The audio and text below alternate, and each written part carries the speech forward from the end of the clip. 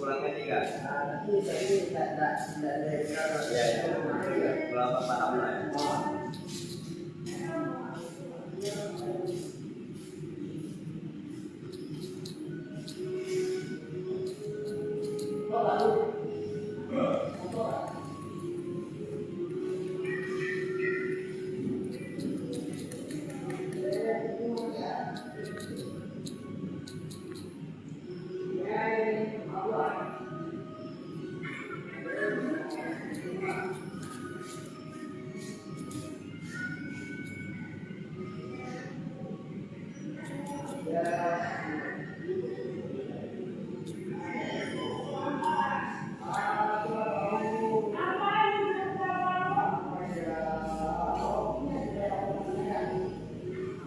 Nhỏ luôn, một giấm nhanh ngại đeo mà hao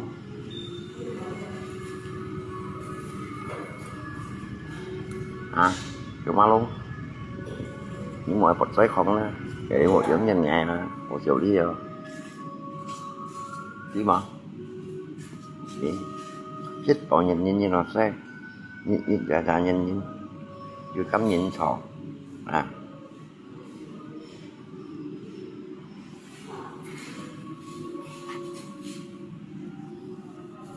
giờ luôn tên khô ra khẩu nhân lột cũng này khẩu nhân lột cũng nghe nào như nè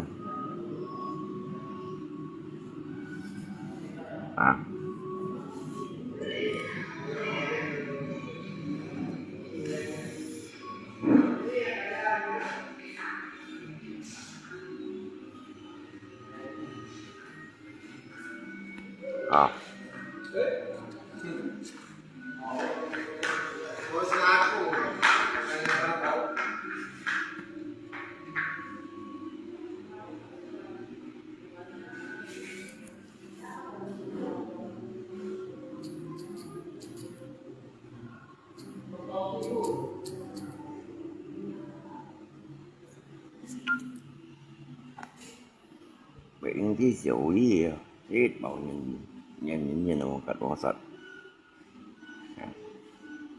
món cái nhỏ luôn tầm bù luôn ngay cả nhục mày mèo luôn nhiều tầm bù luôn ngay đó cả nhục mày tại vì ra tại đi bộ xì mua nhân oai đó mèo luôn đó bộ xì mua nhân oai đó cái tầm bù luôn ngay cả nhục mày không có nữa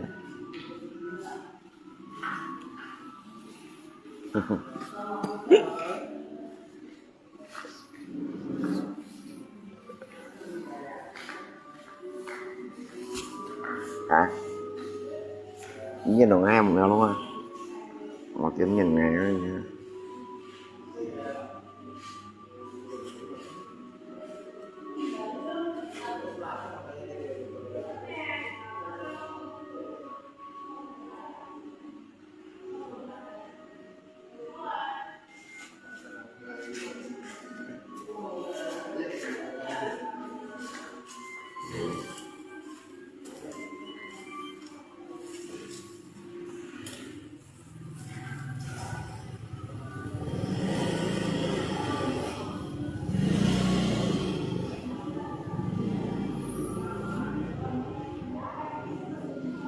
kiểu ma luôn vậy nhớ buổi ra thì leo cháu leo thăng lại cột quả đam mèo luôn nè những một dân xích nhìn còn những phiền thật đó nhớ buổi ra nè những cháu leo thăng ăn phật mò làm mèo luôn nè nhớ buổi ra những cháu leo thăng ăn phật mò mèo luôn để đi như một da chấm còn như vui vậy đó bên đó nhưng một dân xây nhà ăn tôi nhưng thôi không còn ăn chiều đi nhớ chả bộ cũng nhá nhưng một con chỉ tại vì hăng như này thì bộ sẽ nhìn tiền sọc à nhưng mà nhỏ luôn nhớ chả bộ cũng nó chạy như một con chỉ tại vì hăng à tại vì cái tại vì hăng nhưng con đi đâu nhìn nha hăng đội nhí đó còn đội nhí miệng hoa luôn nha vậy siêu mua dùng hay là không nè đi sửa tùy à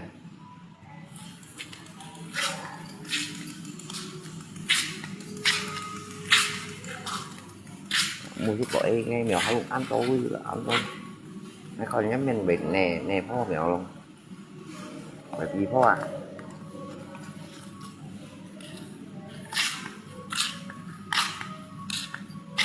ที่ตัวสีซิ่งนี่một cái nhà ăn to đi thì nó nhỏ nó còn giá mình nha cái chỗ bà lấy gì lấy đó lấy gì à mèo đâu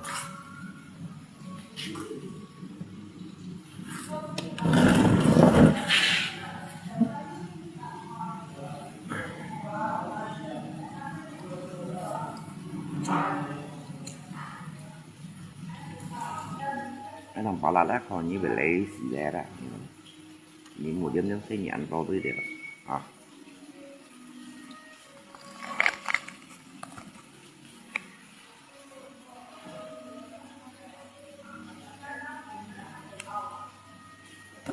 yeah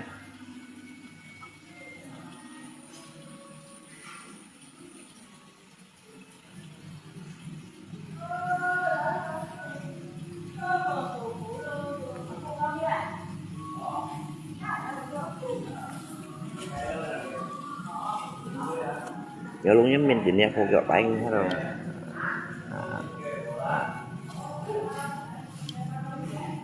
à nhưng mình tìm cái gặp bãi luôn hay là mọi người dùng cái sim ca đây mình như bỏ cái đó mà hỏi đó mình hỏi luôn thì như chuyện cái sim ca đúng hay là cái dịch bộ cũng những tiền cho đây dạ còn suy như này nè chỉ chuyện cái sim ca rồi thì hay là những người này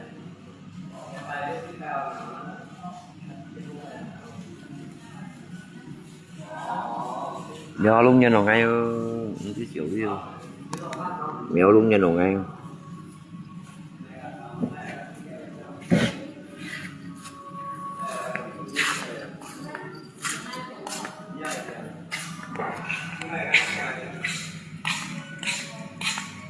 đi phu bộ tay mình cầm thầy khen á bắt rồi bộ tay mình cầm thầy bị khen này không bộ tay mình chung đi phu cầm thầy khen không nè bắt rồi đi phu kia cho à bà khơi theo đến bật ngàn tăng khơi theo đến nghe chung một bật ngàn tăng ngàn xí đi phu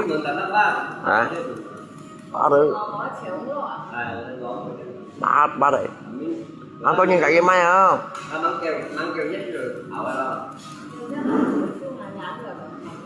con thầy đeo một trái con to đấy mới là để đi na bay ra bay cái khung không một khi vào xa như thế này thật như là ấy mình cái là bay rồi nè cái tăng thật như thế à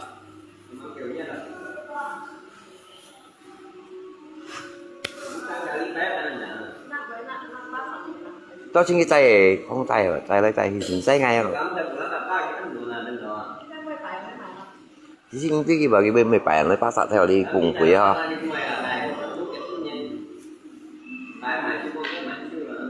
langsung cột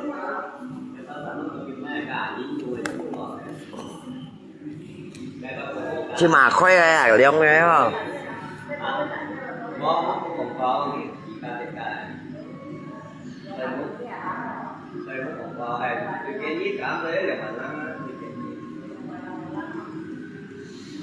còn đó to súng nào đeo là đeo trên dài oi à khoe đeo đi tại kia à xem à hả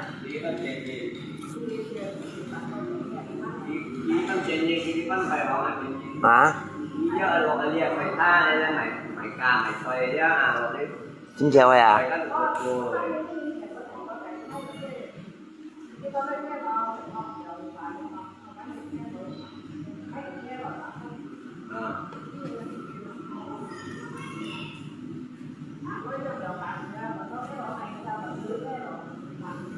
Dạ.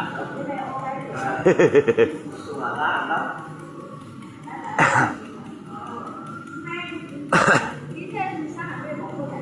Con mẹ trong rau à.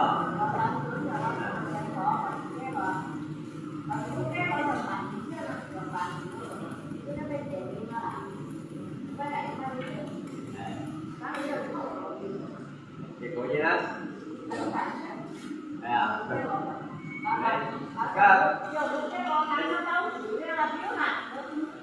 Đây mà chỉ có tôi lên đi còn mấy đằng còn nếu mà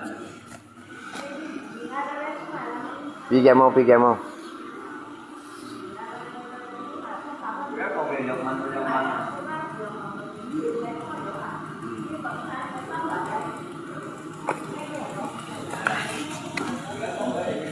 Cá lồng số 47 phân tay gì đó. Cá lồng số 47 phân tay gì đó đó. Chị cá. Một cái đâu. Có con là vì các đồ xì thùng này cái con. Cái gì trả thùng một tháng con nè. 47 phân tay gì đó. Đến 7 phân chứ lẹp hả? Nó có nghĩ lẹp gì hả? Đây cổ gì đó. Cái 47 phân tay gì đó. Đi phân mình nào. Để đi một con gì muốn quay sợi không? Có phải cái lỗ sụp muốn quay sợi không? Mong cả kia sợi à? Cái chắc là BEOO à bỏ mà nha anh dịch phải có nhớ ra không phải phân ra đây rồi cái bèo 6 xí lì sợi cả kia giờ đi cả kia sợi đó anh juga đó alias gì mua đi sợi bên tay phân tay thì không sao đâu biết thân tay phân phải có gì hả như anh nói thằng thông sư lộ những cái phát ăn hay cái gì phân là gì nè xây bộ mua xử lý nha mua phân tổ nhé trở về hay đâu ông có cái hay đi đi trên tay phân sợi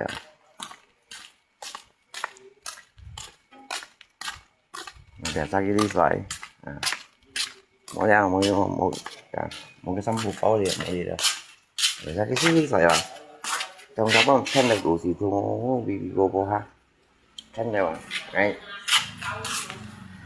ồ của nó mà sao ồ của nó còn cái gì đó mình phải có cái bài con tay hiểu phải cái nó phải cái bài con tay như thế mỗi đêm mỗi đi sợi à họ trắng cho ở loại đó ở bên nhà bạn xem nó nhà bạn xem gì đó mai cho mai tủ gì dùng cho họ tủ dưới đâu thì đi cái anh chỉ giờ đâu thấy có kêu còn một kêu cô thôi như dí dân mong là tại vì còn anh thì mua PPGS à thì mua PPGS mua mà cái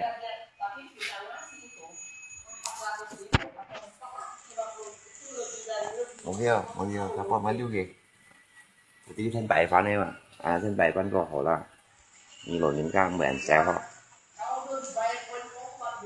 chỉ vô xoay bài hát bài văn được bài tay như loại duy dần nhưng mà cái gắn những người bù sinh ra đấy thấy có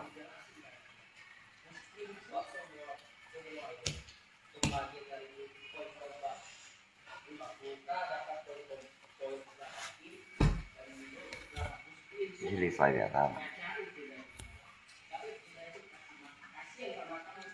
phải đi làm chút nhỏ luôn ha nhỏ luôn ha rồi những xem một đoạn phải ra như vấn đề nhớ xin cá la nhưng không còn hay là buổi xin cá la cho những cả kiên thầy sáng kiểu giống như vì ngay ngay chẳng chén bụi cả kia về cô thầy ở vì nhớ bụi rồi không chẳng hiện nữa còn đấy là cả kia đó thầy cô nhớ bụi mèo luôn ăn cái cả kia nha thầy cô nhớ bụi đều đó những bụi tạc phải ra kiểu ma luôn cho có nhụng mày xì chết nhau nên nè những bụi tạc khoe ra cho có nhụng mày xì chết là nhụng mày xì chết như thế nhụng mày xì chết là thầy cái mình đây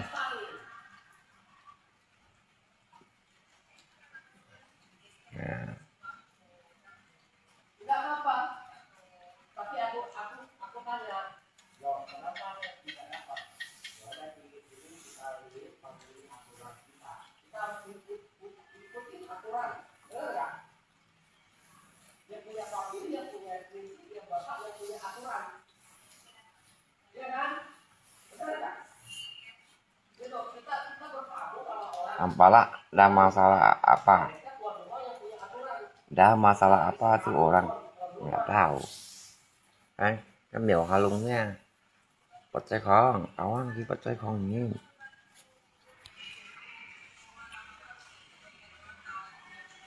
Ví dụ như là Tampala là bây giờ chỉ như là ngay đó, dành tội ra, gần bị không em? Cái sợ là đúng không nhé, Tampala kan sợ rất là hả? Tôi chỉ mèo luôn một chứ không nhìn mò đó. Một không nhìn mò à. Jadi như mèo luôn ra. Một chiếc bò không nhìn mò nào. Không nhìn nào. Đấy. Nói Tampala đó thôi những mèo luôn á, kiểu đi vậy mà. Đây là những đi bạn mình nha. Thì cầu chân theo. Cầu chân cậu xin chính chủ đấy. Không tất giả không ta ra không. À.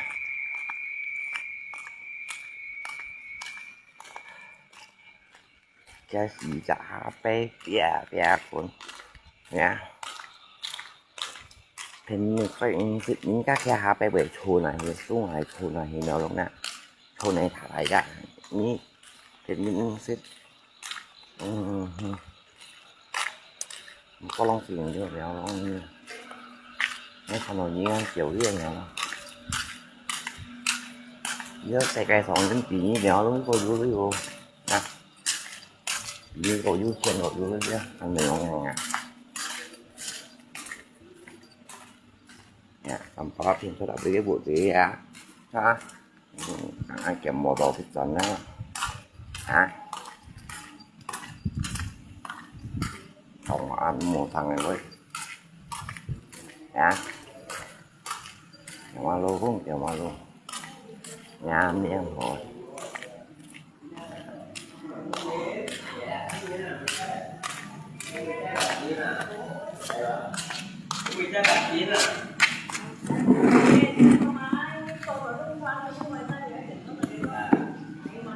Mới chơi, nếu lúc này họ gánh sẽ bẩn khai à? Nếu lúc như sẽ bẩn khai món à? Nhưng sao các bộ chim cũng như này?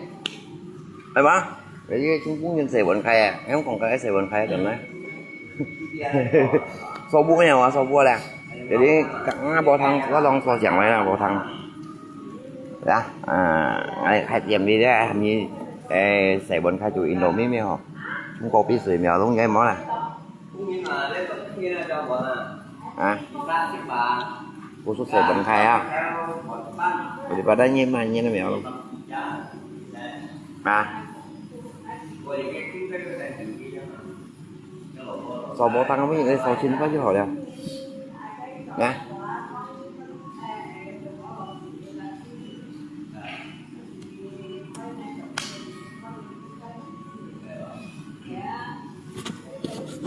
Mèo luôn mô ơi, tao ăn đi tìm nhé không sao.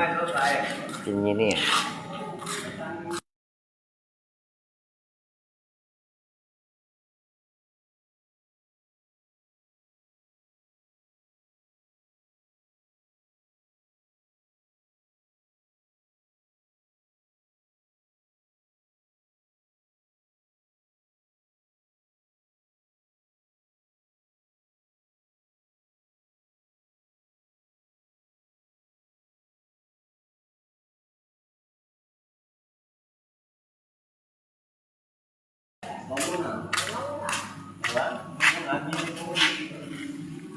Cô chú cũng nhiều video ha.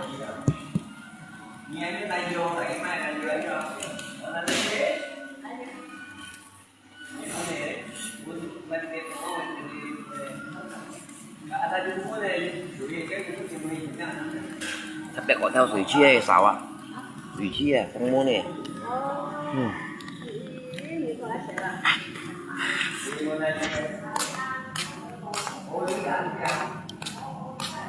Sủi chia bị nghe là gì?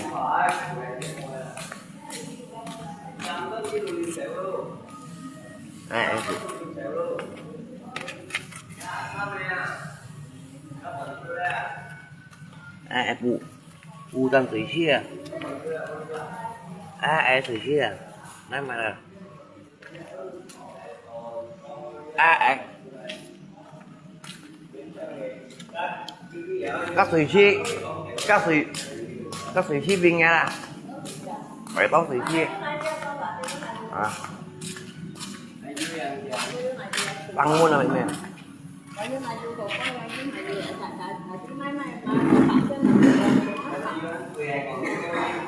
rồi ảo nè nhà dọn tắm tôi đây và ô đi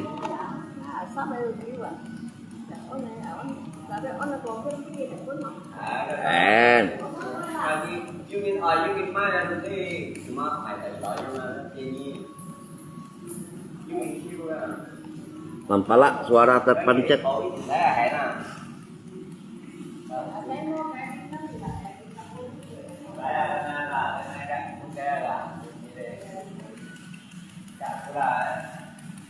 Các suy cái như bệnh bóng phò mày cha bệnh bóng phò đó ha bạn bóng cái phò hả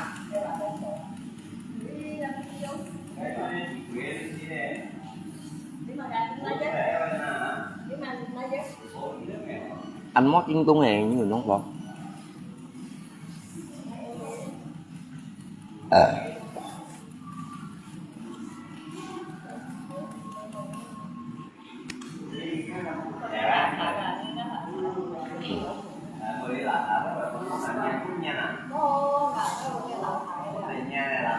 sao hàng chị phải bé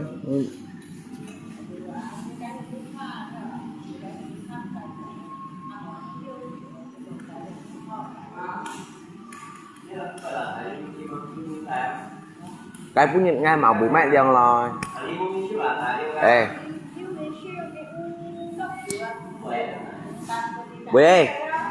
bê chú Long phải cày đắp bể chăng nè cày đắp à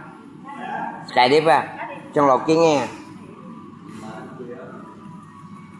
trong xì đeo à bê ơi cày đắp à chú Long cày đắp bể chăng hay xì đeo à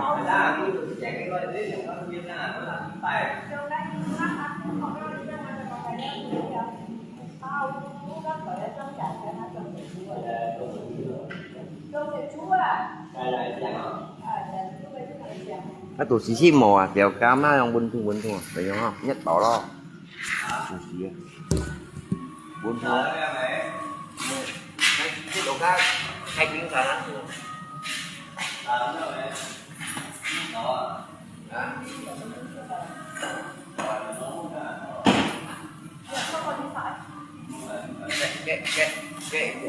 cái thịt bông nào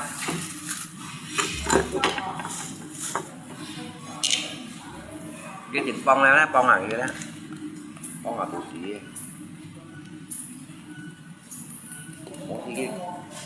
cái này bông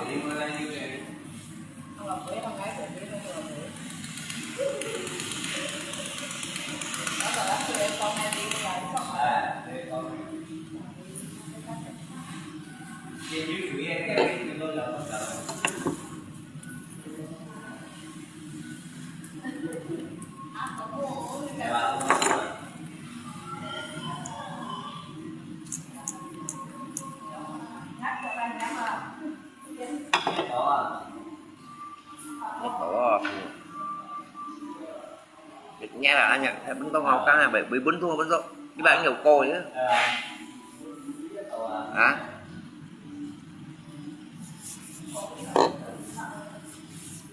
có lẽ xin miếng chưa gì ngẩng lên treo hả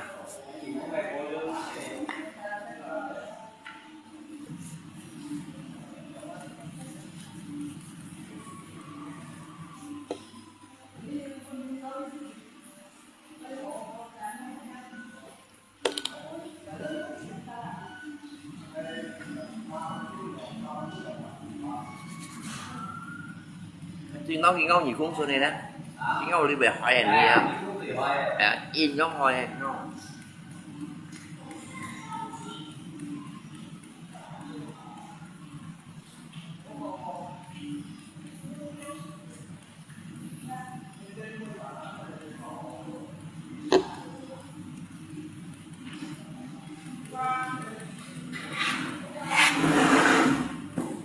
mèo lúc này mau mèo lúc này bỏ tát miên tình như bỏ tát miên nè để bỏ tát miên tình như mà như băng quất mau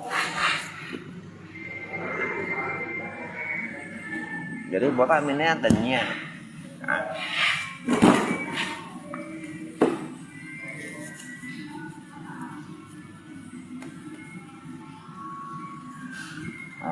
cái chi nhỏ luôn nha cemburu ngay à cái cemburu ngay kak nhung mày là thế kak nhìn tầm palanya nó musik như nó má kayak kamu nha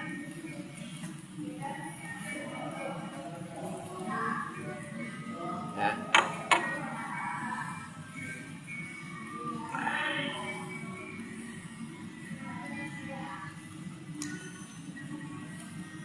con là cái đó đang bể vô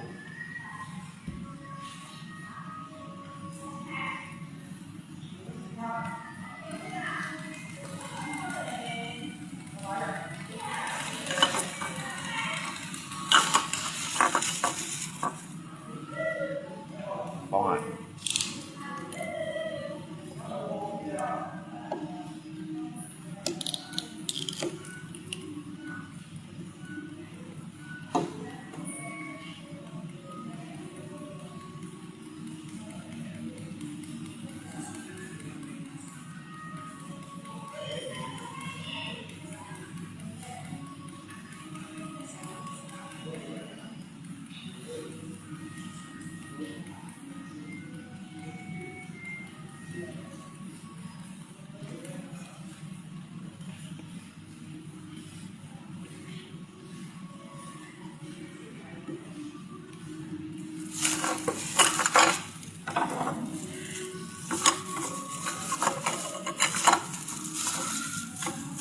lo keo như sữa bên đó chịu anh đâu chưa vậy chạy không anh đi chịu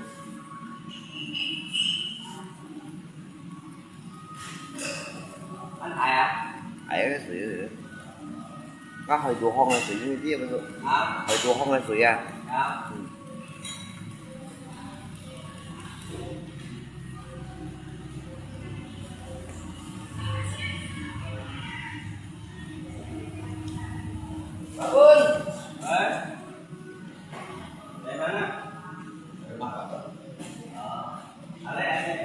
itu dia namanya tuh.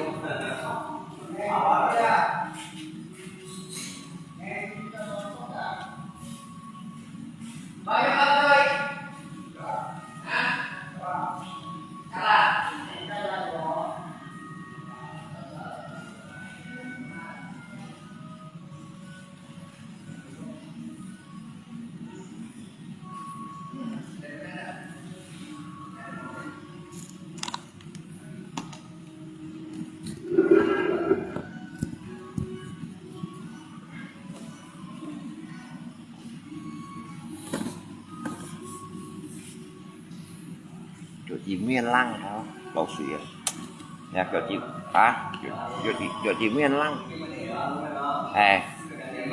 má mong em có cả nó long ba cái chùm mù đuốc ngay mà hãy mang ngay ô cả những mười tài chuyên kiểu cà phê ba này hãy mang cái mang ngay cái sao cả khe khô gần nhưng mà chị nhân thần xăm đến cả đảm bảo lại dùng cái má nhụng mà thấy ba này chị nhân thần xăm đến cạo ngay ba kiểu mà biết nhưng mà như nào nó lưng tùm mù luôn cái cây sau bổ ta bên muốn ghê bỏ cái bổ ta bên phải vụ ở đây kia con kiểu bác nhìn bổ ta bên nào mau nó luôn bổ ta bên nè cái chín trong ấy gì cũng mấy chín này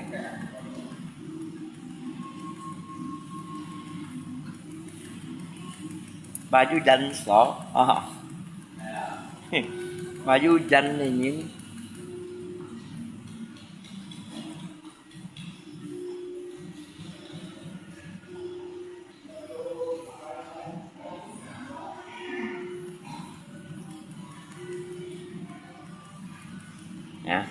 ông với Minh với mẹ luôn hồn mua mẹ bố bạn mình này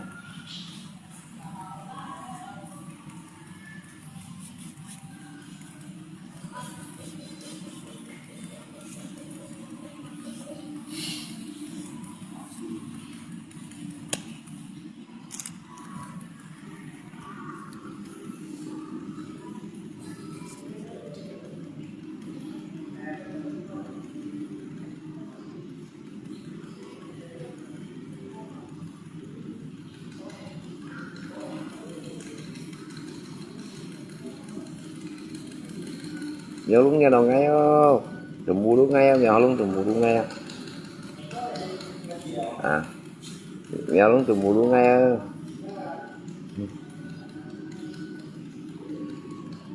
à nhỏ luôn một đến tụi mua luôn ngay nhớ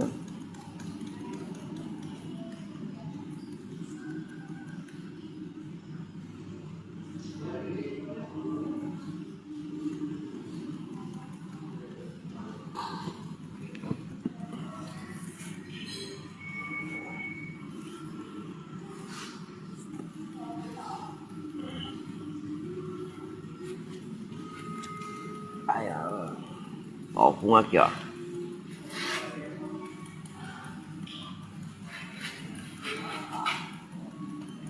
Udah dibawa Pak Evan. Pak Evan tahi ya. Udah dibawa Pak Evan kali nggak ada di situ ah. Mungkin udah dibawa Pak Evan. Pak Evan tahi atau nah. Kalau si pan là như muốn tuần thai phun tỏ thôi. Yang mau hati nah, mấy hồi như này muốn á. À, như chụp thân Pak Evan hay đâu rằng à. Ayo pun kêu pun còn ở tay cái loại dưới chân yang mau KTP enggak ada, BPJS enggak ada. Gimana em mana? Kakak rumah à. Apa mày à? À. Mau KTP, mau BPJS à, bentuk kakak rumah. Nó còn hết. Các xin xét bài phán lời tay kia cái tay lo không? Thế các con xin bị tay lo hay không? Thì xin bài phán ha, nhưng 14 tiếng không? Nhưng mà bọn em đang ăn ngộ còn mua xin đi mà cái không?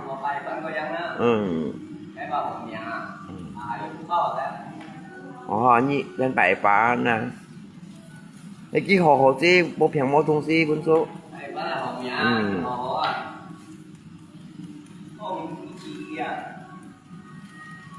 Ê bà ngay cái con gái ăn tôi hả đấy không? Cái bộ phận xích giả sao đấy không? À cái về thông tin xích cá tí ở đấy. À?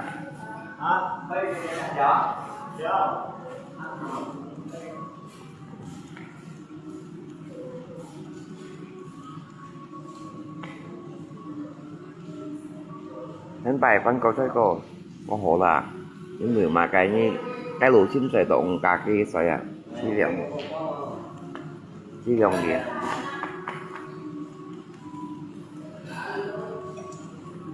cái lai bảo một thời kia vẫn được chú xe qua đường cha đeo đường lại một thời kia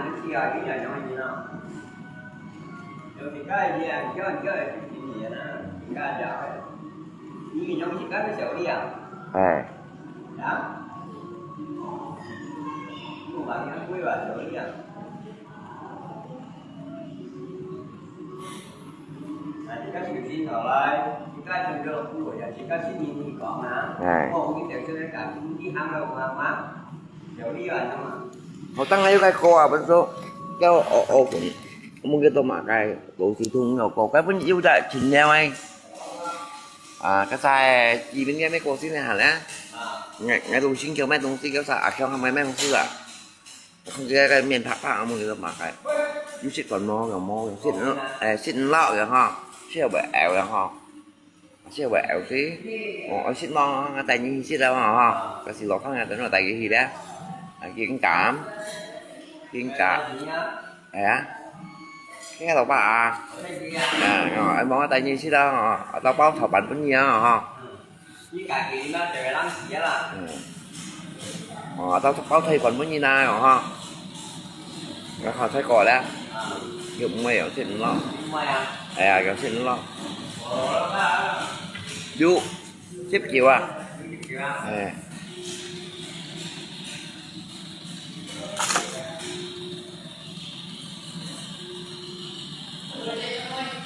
Ya saya Gunawan.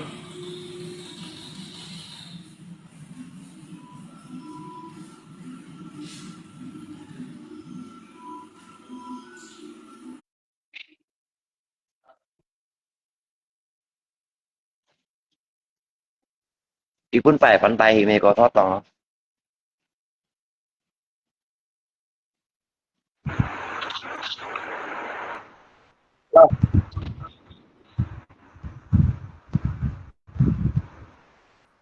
Halo. Halo, À, halo. ya Pak. Liang ngày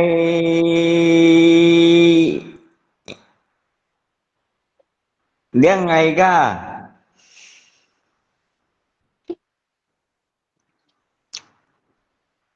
Ngisit dong. Hả? Ngisit mo. Mua xịt mò con tổ nhâm miền à bánh xếp. Hay con tổ như nào? Ita kat ngisit. Homo sifu. Ổng mình nhông lo như mà ta. Hay con tổ nhâm miền là chính không tổ. Ngay cây xa như bị ngisit alamak. Cái sao mà ta? Mày mang gì mày mang gì hả? Cũng mình như chính chính cũng đơn giản ai dù tại như còn phải tăng cáo. Cây xa nè như bị Cái tới mày miệng. Tiếng chúa. Ngay cả như còn sửa cái gì với còn cây sai. Chứ vậy như xịt. Cũng mình như mày miệng. Ngay con tổ nhâm miền. Chứ còn cây ta. Chứ vậy như xịt ai mà phút này giống cái này.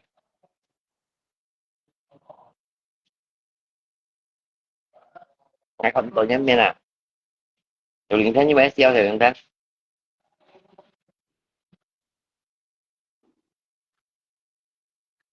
Anh xin cái tủ xí thùng thùng đấy. Mới xeo anh có. Còn có tủ xí thùng mình kia.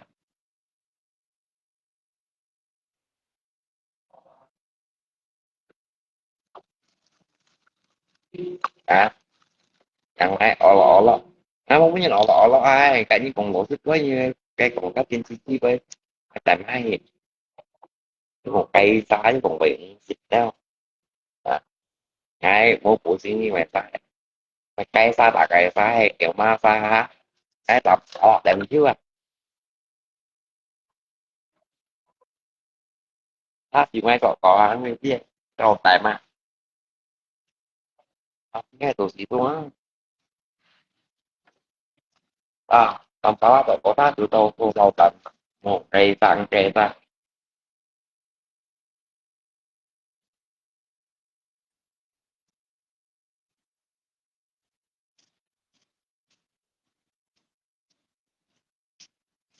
Nó thắng đi Úc về.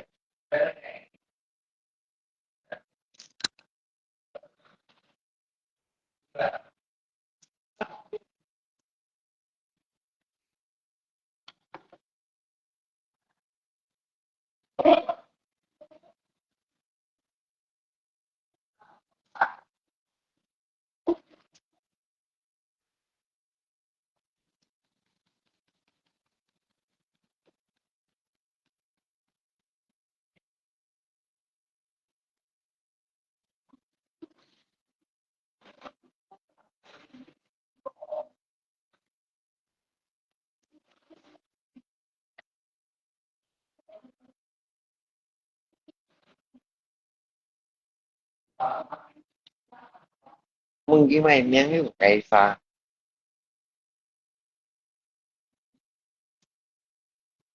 Mày ồ.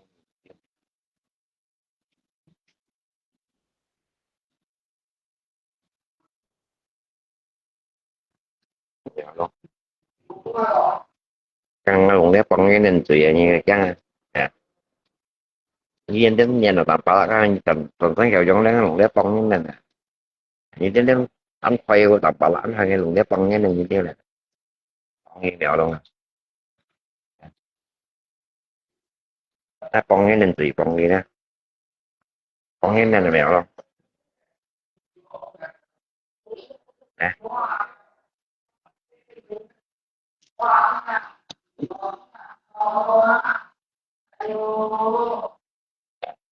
ba con mèo con lên tùy William đứng đây ngay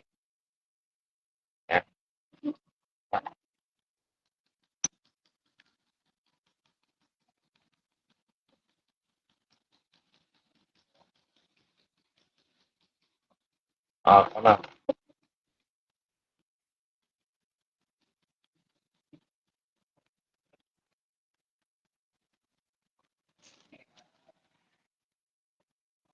tôi nhìn tụi nhau chào con chưa tụi chị tôi nghe à vậy tôi nhìn tỏi ha anh tôi nhìn tỏi tụi chị tôi nhận cái tụi chị tôi nghe ừ đi thêm chị chỗ cái mày à hả nó xe cô đó nó xe cô được tạ hay là tông chào à ngay tông chào à tụi chị tôi này đó cái một cô anh chú không trả trả thì tội à xe của tụi chị tôi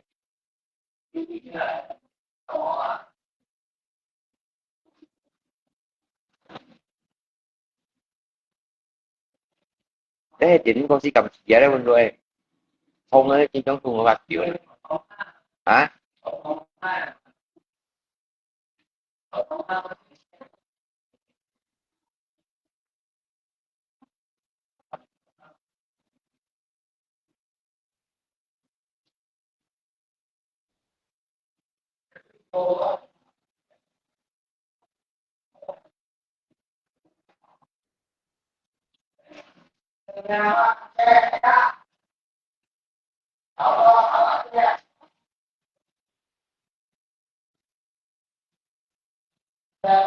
đồng mèo luôn cầm đá xích luôn đó đá con sai con cái này nè không nghe nhà như đến như nào nghe trời trời con cái này không phải con kia con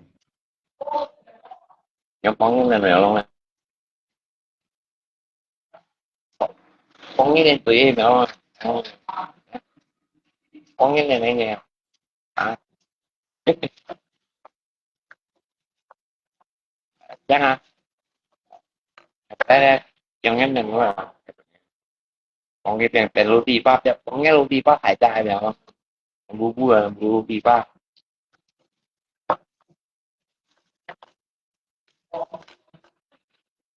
ăn nhận như này chứ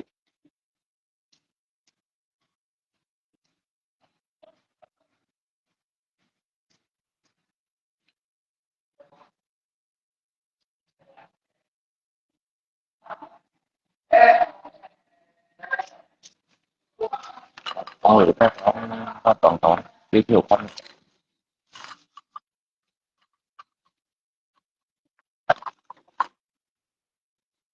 chả bút đi một ngày tới lấy một chuyện yang di si ban hại ya các sự việc bên xa đó còn thủ chàng của chính đó mong này dân hả bạn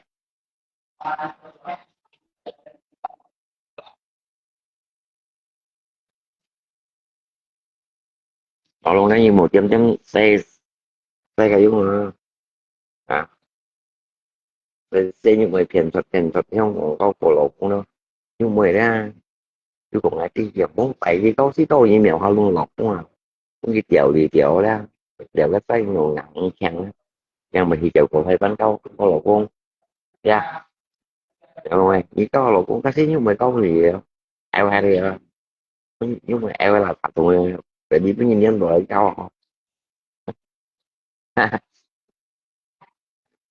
nhưng mà mình là để đi như trên phố có nhân thì gì sự lộ của nghề mẹ hao mẹ luôn à, đi như mua dùng này như này mình ra nhục mười đang mẹ họ cũng nhớ lộ cũng ra chứ không phải câu liền nhục mười mà vẫn nhục mười chèo cái tay như thế nào á còn cô với mèo họ luôn cao rồi đó à Có như mẹ ở đây là thả đi nhỏ luôn bệnh tụi như đâu đồ à tụi với nghe xin ca mô như mẹ bạn à cho có như mày phiền gì chú luôn hay muốn à em quả ừ, ừ. để đi như mèo luôn phiền nó muốn á phiền nó có chỉ cần cái tạ gì đấy tội về bảo vệ ó vậy đi mèo luôn đấy để đi như phiền nó muốn rồi đấy à, đi đi phiền nó thích phiền nó cái tạ gì rồi đấy à, cũng như mẹ em ở đây đâu cũng như 10 triệu đi triệu cái cây nhiều ngàn à em vào lại rằng câu như mèo luôn không phải giống như mèo luôn à nhưng mà cũng có cái bệnh nhiều ngàn thế nhau nè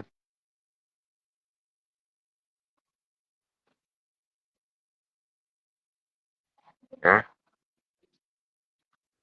một chiếc bọc còn như mèo luôn nghe đây không mô mèo này đi chiều đi anh hơi người ta lấy anh hơi à,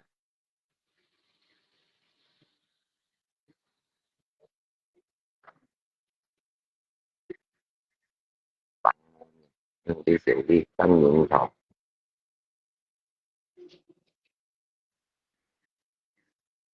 nhớ tới cái nhân ngắn chịu thôi cái cách một chị xin nhớ tới cái nhân ngắn chịu nên dân mà trong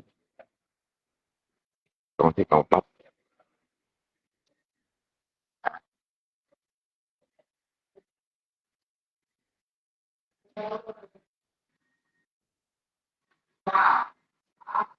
giờ lúc như đồng ngay cái chiều với nhân được chiều khơi nga chiều ra mấy cái dòng khơi nga chiều giờ lúc khơi nga chiều tầm mùa ngay cái tầm ở lại cây có à đi in tầm tầm đi này mà có lúc nhận đầu hay chiều khơi nga chiều khơi nga chiều nhân còn tầm ở lại chiều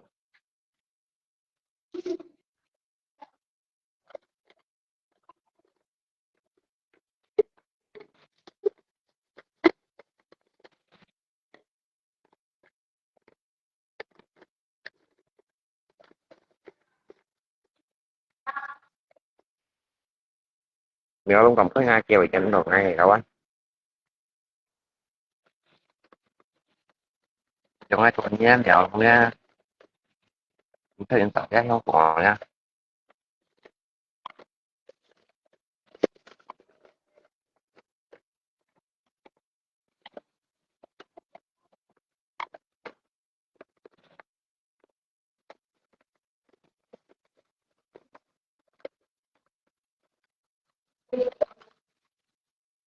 nhưng mà chú theo cái để cô hãy kia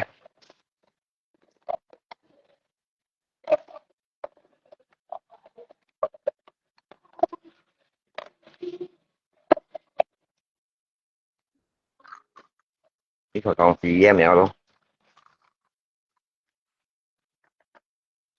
giờ đi như thế không còn nha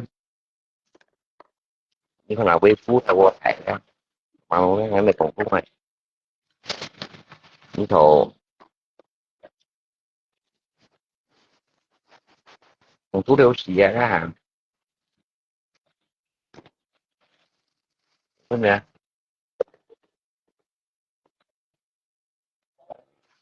phú còn ai còn phú đâu ra hay là được bảo đây em được như bò à, còn lại bye bye